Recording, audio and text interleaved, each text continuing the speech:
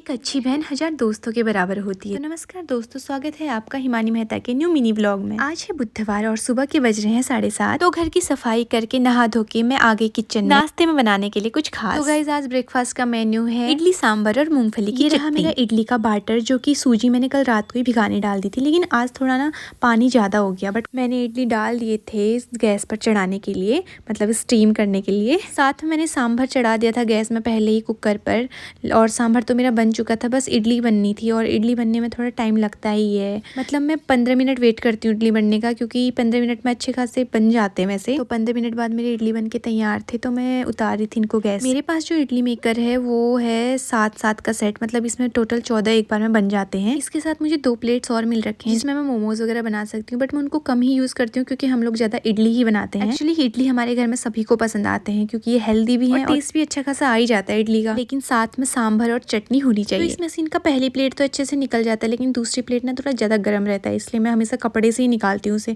और जो भी एक्स्ट्रा वाटर होता है इसमें तो वो निकाल लेती हूँ। तो आज बैटर थोड़ा पतला हो गया था तो थोड़ा सा इधर उधर हो गए मेरे इडली, बट एनीवेज फिर भी मेरी इडली सांभर और चटनी तैयार हो चुकी थी। और फिर हम सब ने मिलकर ब्रेकफास्ट किया, जिसमें हमारी भाभी और भैया भी आ रखे थे। पापा जी ने पहले ही ब्रेकफास्ट कर लिया था, तो मम्मी जी भी आ गई है ब्रेकफास्ट करने के लिए। सारा ब्रेकफास्ट वगैरह करने के बाद तो बर्तनों का भी काम तमाम कर लिया था मैंने देखा कल मैं स्ट्रॉबेरी लेके आई थी और वो सारे खराब हो गए थे गाइस। मेरा मन था स्ट्रॉबेरी खाने का, लेकिन मैं मन मार के आ गई फिर अपने रूम पे, क्योंकि मुझे जाना था आज अपनी ताऊ ताई के वहाँ। तो मैं रेडी हो चुकी थी। एक्चुअली मेरी बहन भी आ रखी है घर, तो मैं उससे मिलने जा रही हूँ स्पेशली। और मेरे ताऊ जी भी घर आ रखे हैं, तो सोचा आज चले ही जाते हैं। और मैं जल्दी स्कूटी में ताई के वहाँ पहुंची, मैं भूल गई कि मैं व्लॉग भी बना रही थी। मेरी बहन और मेरी बातें खत्म नहीं हो रही थी, फिर ताई ने लगाया हमारे लिए खाना।